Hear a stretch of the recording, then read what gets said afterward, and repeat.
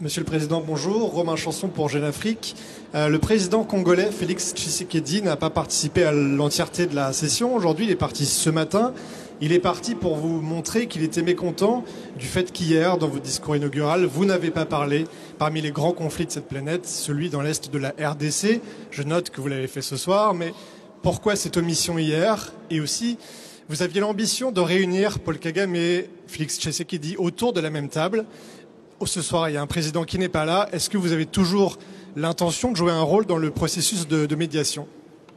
Merci beaucoup. Écoutez, je retiens surtout qu'hier, j'ai passé 1h30 en tête-à-tête avec le président Tshisekedi.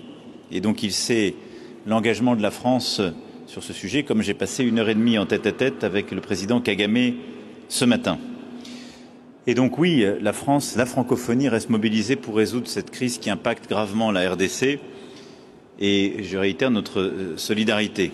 Nous condamnons la violence, les actions de tous les groupes armés opérant en RDC et les atteintes à sa souveraineté territoriale. Et il n'y a pas d'ambiguïté sur ce point. Hier, je l'ai dit moi-même, je n'ai été que parcellaire dans les citations. Et il y a beaucoup de crises, de tensions, de situations de guerre que je n'ai pas citées.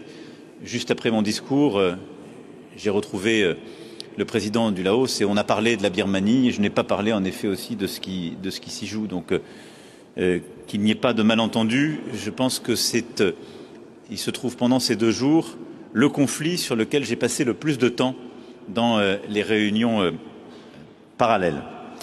Nous encourageons très clairement la RDC et le Rwanda à parvenir à un accord dans le cadre de la médiation angolaise et l'OIF doit jouer un rôle en soutien des efforts régionaux à ce titre et je l'ai dit successivement au président Tshisekedi et au président Kagame.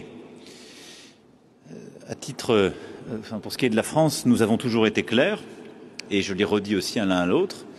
Nous appelons au retrait du M23 et des troupes rwandaises. Nous appelons aussi à procéder au démantèlement des FDLR et à tous les groupes armés en RDC et à l'arrêt des discours de haine. Nous appelons à la reprise d'un processus politique avec le M23 et toutes les composantes politiques pour permettre justement un chemin de paix et le retour plein et entier de la souveraineté et de l'intégrité territoriale de la RDC. Et donc nous souhaitons une approche globale pour régler le conflit en profondeur. C'est ce que j'ai évoqué avec les 2 présidents successivement. Il n'a pas été souhaité une réunion à 3 que j'appelais de mes vœux. Je pense que la situation est encore trop tendue. Néanmoins, je note que le cessez-le-feu et que la situation sur place s'est un peu améliorée par rapport à ce qu'on a pu connaître il y a plusieurs semaines et plusieurs mois.